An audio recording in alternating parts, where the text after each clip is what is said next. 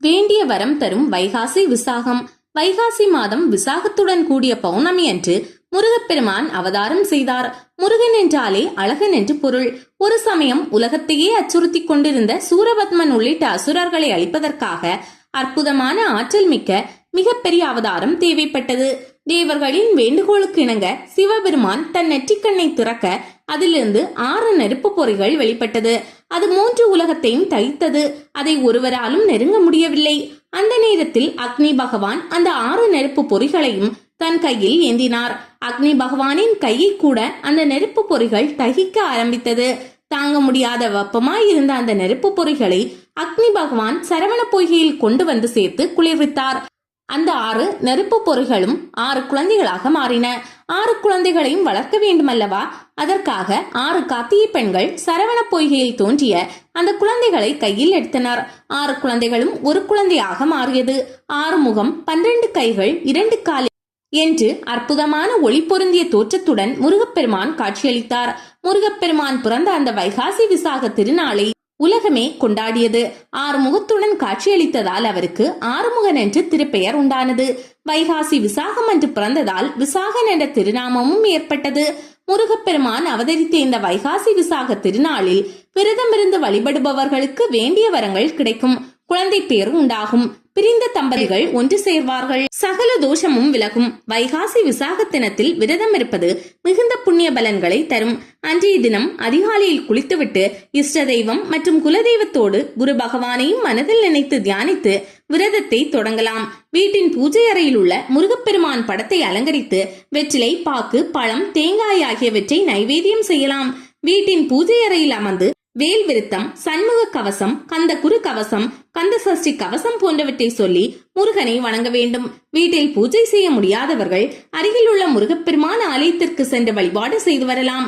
அன்றைய தினம் முழுமையான உணவருந்தாமல் இருப்பது நல்ல பலனை தரும். முழுமையாக விரதம் இருக்க முடியாதவர்கள் வேக வைத்த உணவுகளை ஒருவேளை மட்டும் சாப்பிடலாம். திணை மாவு, தேன், பழங்கள் போன்றவற்றையும் சாப்பிடலாம். வைகாசி விசாகத்தன்று விரதம் இருப்பதால் சகல சௌபாக்கியங்களும் கிடைக்கப்பெறும். குமரகுருபரரை பேச வைத்த முருகன். தூத்துக்குடி மாவட்டம் திருவைகுண்டம் என்ற ஊரில் வேளாளர் குடியில் சுமார் 400 வருடங்களுக்கு முன்பு வாழ்ந்தவர்கள் சண்முக சிகாமணி, சிவகாம சுந்தரி தம்பதியர். இவர்களுக்கு நீண்ட காலமாக குழந்தை பாக்கியம் இல்லை. அவர்கள் தொடர்ந்து முருகப்பெருமானை பூஜித்து வந்தனர். இதையடுத்து முருகன் அருளால் அவர்களுக்கு ஆண் குழந்தை பிறந்தது. அகமகிழ்ந்த அந்த தம்பதியர் தங்களின் பிள்ளைக்கு குமரகுருபரன் என்று பெயர் சூட்டினார். அந்த தம்பதியின் மகிழ்ச்சி வெகு நாட்கள் நீடிக்கவில்லை. குழந்தைக்கு பேச்சு வரவில்லை என்ற கவலை அவர்களை வாட்டியது. இதனால் அவர்கள் மீண்டும் முருகனின் பாதத்தையே தஞ்சமடைந்தனர். திருச்செந்தூர் திருத்தலம் சென்று விரதம் இருந்தனர். 44 நாட்கள் தொடர்ச்சியாக விரதம் இருந்தனர்.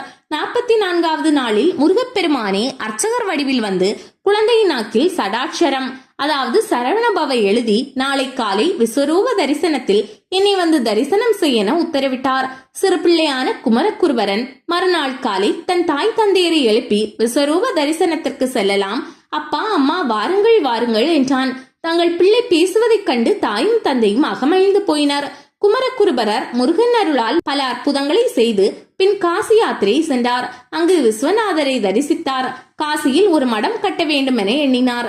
அதற்கான இடத்தை முகலாய மன்னர்களிடமிருந்து பெற வேண்டி டெல்லி சென்றார். ஹிந்துஸ்தானிய மொழி தெரியாததால் அவர்களிடம் எப்படி பேசுவது, எப்படி அனுமதி வாங்குவது என்று யோசித்தார். பின்னர் சரஸ்வதி தேவியை நோக்கி சகலகலா வள்ளி மாலை என்னும் பாடலை பாடி துதி செய்தார். இதனால் இந்துஸ்தானிய மொழி பேசும் ஆற்றலையும் பெற்றார். டெல்லி பாதுஷாவிடம் நேரம் ஒதுக்க இந்துஸ்தானி மொழியில் அனுமதியும் கேட்டார். பாதுஷாவும் அவருக்கு நேரம் ஒதுக்கி கொடுத்தார். ஆனால் குமரகுருபரர் அரண்மனைக்கு வந்து சேர பல்லக்கோ வாகனமோ அனுப்பவில்லை. குமரகுருபரர் மீண்டும் முருகனை தியானிக்க சிங்கம் ஒன்று கம்பீரத்துடன் வந்து சேர்ந்தது. அதையே வாகனமாக்கி அதன் மேல் அமர்ந்து பாதுஷாவின் அரண்மனை நோக்கி சென்றார். குமரகுருபரரின் மகிமை அறிந்த சுல்தான் தங்களுக்கு என்ன வேண்டும் என்று கேட்க காசி கோதாரி காட்பகுதியில் ஒரு இடம் வேண்டும் என்று கேட்டார். குமரகுருபரர் அதன்படியே சுல்தான் வழங்கிய இடத்தில் ஒரு மடத்தை நிறுவினார். அதன் அருகில் புதைந்து கிடந்த ஒரு பழமையான சிவலிங்கத்தை மீட்டு கோதாரீஸ்வரர் என்ற கோவிலை அமைத்தார். இவர் கந்த கலிவெண்பா, மீனாட்சி பிள்ளை தமிழ், மதுரை கலம்பகம், நீதிநெறி விளக்கம் போன்ற பல நூல்களை எழுதியுள்ளார். நீர்நிலைகளை அசுத்தம் செய்யாதீர்கள். ஒரு சமயம் பராசர முனிவரின் 6 புதல்வர்கள் நீர்நிலையில் குளித்துக் கொண்டிருந்தனர். அப்பொழுது ஒருவருக்கொருவர் விளையாட ஆரம்பித்து பின் அந்த நீரை அசுத்தம் செய்தனர். இதனால் அங்கிருந்த சில மீன்கள் பாதிக்கப்பட்டு இறந்து போயின. இதை கண்ட பராசரர், இவ்விதம் செய்யாதீர்கள், இது மகா பாவம் என கூறினார். ஆனால் அவரின் புதல்வர்கள் அதை பற்றி கவலைப்படவில்லை. பின் பராசர முனிவர் இறந்த மீன்களை காண்பித்தவுடன் தாங்கள் செய்த தவறு அவர்களுக்கு புரிந்தது. விளையாட்டாக தாங்கள் செய்தது வினையாக முடிந்ததே என வருந்தினார். பராசர முனிவர் அக்குழந்தைகளை நோக்கி, குழந்தைகளே, ஒரு ஓணானை விளையாட்டாக நீங்கள் கல்லால் அடித்தால் கூட அது அதற்கு துன்பத்தை விளைவிக்கும். நீங்கள் செய்த செயலின் விளைவை பாருங்கள்.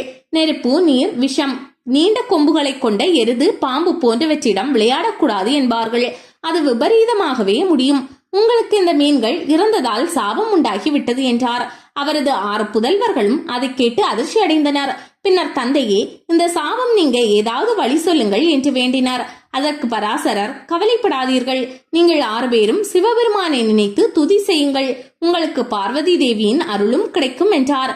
இதையடுத்து சாபத்தின் காரணமாக அந்த 6 பேரும் மீன்களாக உருமாறி அதே நீர்நிலையில் வாழ்ந்து வந்தனர். ஒரு சமயம் திரு கைலாயத்தில் பார்வதி தேவி தனது புதல்வன் முருகப்பெருமானுக்கு தங்க கிண்ணத்தில் பால் கொடுத்து கொண்டிருந்தார். அப்போது அதிலிருந்து சில துளிப்பால் சாபம் பெற்று மீன்களாக மாறிய முனிவர்கள் வாழ்ந்த நீர்நிலையில் விழுந்தது. அந்த பாலை பருகிய மீன்கள் சாபம் நீங்க பெற்று மீண்டும் முனிவர்களாக உருமாறினர். திருச்செந்தூரில் வைகாசி விசாகம் 10 நாட்கள் நடைபெறும். இதன் ஒரு பகுதியாக வசந்த மண்டபத்தில் உள்ள தண்ணீர் தொட்டியில் 6 மீன் பொம்மைகள் விடப்பட்டு பூஜைகள் செய்து சிறுபருப்பு பாயாசம், அப்பம், நீர்மோர் போன்றவற்றை படைப்பார்கள். பராசர முனிவரின் 6 புதல்வர்களின் நினைவாக திருச்செந்தூர் ஆலயத்தில் இந்த நிகழ்வு சிறப்பாக கொண்டாடப்பட்டு வருகிறது.